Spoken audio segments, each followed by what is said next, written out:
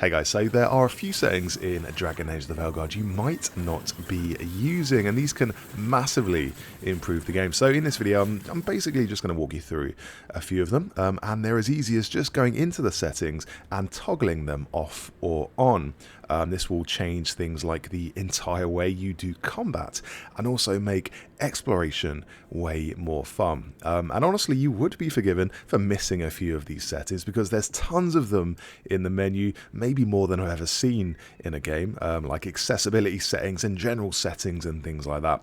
And I'm betting there's a few here you haven't explored yet. So let's start with the ability wheel. Now, the ability wheel is how you use your companion abilities.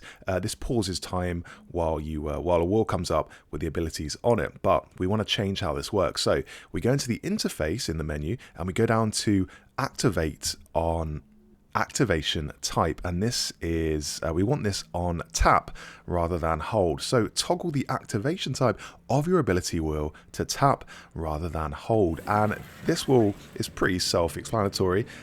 Make it so that you only have to tap RB or R1 if you're on PlayStation to bring up the ability wheel. Before, you would have to hold the button down and then use the left stick to move around and select your companion abilities. And your fingers will kind of get all turned up and twisted into knots, or at least mine were. But with the tap ability wheel, all you have to do is tap RB or R1, and then it just frees up your fingers, so you don't have to keep it held down. And really, this really did help me out. It makes combat a lot more enjoyable. Holding the button down, it just, I don't know, it makes your finger feel a bit strenuous because you are activating that muscle. And after, 5 hours of holding this RB button down, it does start to wear on the old finger muscles. So yeah, I definitely recommend tapping it. And as you can see, we can select our abilities and then reel them off. One thing to note is that you do have to press RB again to actually activate the abilities. So you can't select the abilities and then back out. You do have to select the abilities and then press RB or R1 once again to reel them off. But this also helps in exploration as well. It makes exploration a bit quicker.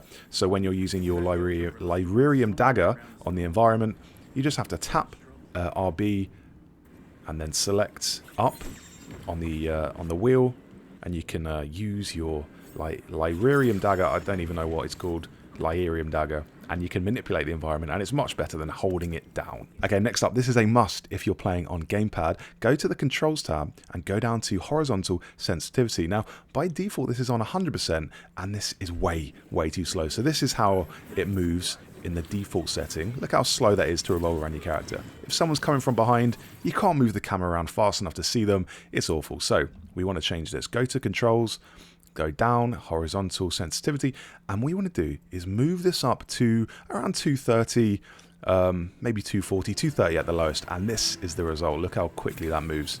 You can spin right round, and it's not too fast, it's just right. If you're like a competitive shooting player, you might want to put that up even more, but that's the setting we want. I was playing on 100% for a while, and I was thinking this is way too slow, but with 230%, that's the sensitivity we need. And this actually ties into the next tip, which is aim snap. Now, aim snap is on by default, and this is a setting where your kind of camera automatically snaps to an enemy when you're revolving the camera. So you can't rotate it 360 degrees around your character without it kind of tracing and focusing on the next enemy. But something that you might not have been doing is clicking the right stick in to actually lock on to an enemy. And this is really useful. And what I like to do is click the right stick in to lock on to the most powerful enemy in the room and focus your attention on that enemy. So we click it in here to focus on this guy. And now when we move around him, we've always got our camera focused on this enemy. But even if you don't lock onto an enemy, having the aim snap enabled lets you just automatically focus on an enemy and kind of soft lock onto them. So it's not a hard lock like using the right stick. But if you aim snap to them, by default, then your camera will kind of linger on the next available enemy when you kind of sweep the camera across that enemy's location. It's really useful and just helps you focus on one enemy at a time rather than dealing damage to the entire room. We are onto the combat text, the all-important combat text now. So we want to go along to interface, the interface tab in the menu, and go down to combat text and turn this on. We also want to put the opacity all the way up, make it large, and go to advanced combat text. This is important because this turns on kind of status indicators, like if an enemy's got a weak point, it shows you that you're doing damage to this weak point. So advanced combat text is something that's off by default, but you want to turn it on. And here's what this looks like. So you see these words along with the numbers, the words, things like resist, weak, these things, and it shows you exactly what your abilities and your attacks are doing. Vulnerable there we see, and we see the numbers as well, and they're way bigger than they would be ordinarily. Now this may look a bit messy to some people, but I think Dragon Age is all it's all about looking at the exact amount of damage you're doing. You want to see just be really precise with your damage, and this enables you to have a look at that. So yeah, and for me it just looks really satisfying to have all these numbers come out of these enemies. The more numbers, the better. You don't even need to look at the exact percentages.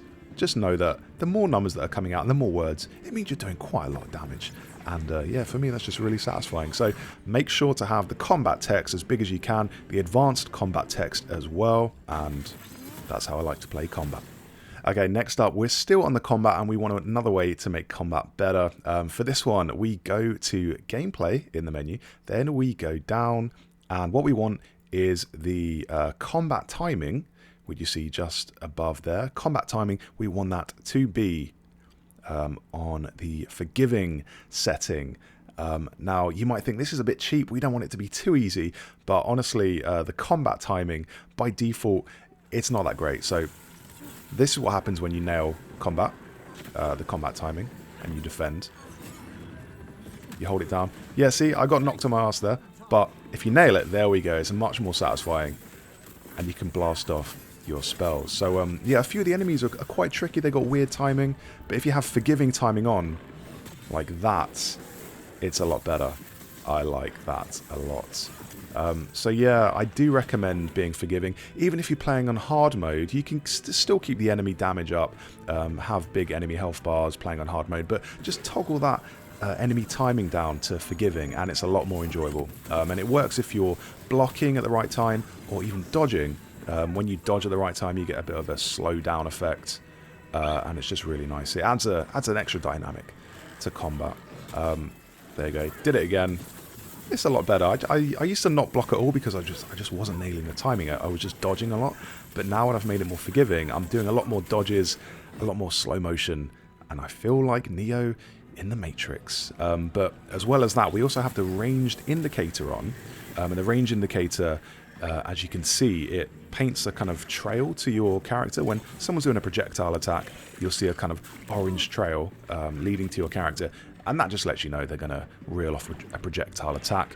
And when it turns a different color, like a fuller color, that's when you know to either block or dodge, and that really helps your timing. So use the threat indicators and make the timing, make it forgiving. Okay, we're going to switch from combat now, and we are onto exploration, and we want exploration to be a bit nicer because there are ways it can improve. So to do this, we want to put on object glint visibility, and this is in the gameplay tab of the menu. So toggle this to pulse short. What this does, it only makes object visibility visible when you press up on the D-pad, and this just removes the clutter from the screen. And we want to do this for the objective marker visibility as well. So we want this to pulse short, and that is very good. And for waypoints as well, have that to pulse short.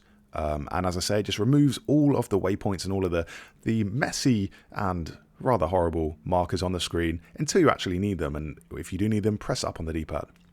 You can select pulse short or pulse long, and if it pulses long, the markers stay on the screen a bit longer. If you pulse short, they stay on the screen for about 5 seconds.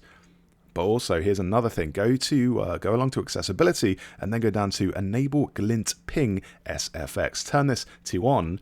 It's off by default, But when you turn it on, SFX will play when you press up on the D-pad as well, which basically means the icon will flash a bit more. So here's when all the objective markers are off. Lovely, look at that, nothing on the HUD at all, and we don't need it because we're not in a fight. And then we press up on the D-pad and we see the icons. So we've got the quest marker here, we've got a our waypoint here, we've got an item of interest in the corner, and let's see again. So this is in a combat scenario, we see no markers on the screen, then we press up on the D-pad, and as you can see in the center of the screen, we have this marker which shows us where we need to go. And then it disappears after about 5 seconds, because we know where we need to go now, it's straight ahead. I mean, there's not a lot of room to get lost in this place. You just go straight ahead, and we don't need the marker on for that. But if you do get lost and you go to a place where there's lots of corners and it's easy to get turned around, then press up on the D-pad and the marker will tell you where to go. So I do like having those toggleable markers because it just makes exploration a lot nicer, and it makes the HUD a lot cleaner as well. Okay, so that's going to do it for this video about the best settings to use in Dragon Age The Veilguard. Hope you enjoyed the video. If you did, do leave a like and subscribe for more Dragon Age The Veilguard guides. That would be very nice of you. And yeah, have a good day. See you later. Goodbye.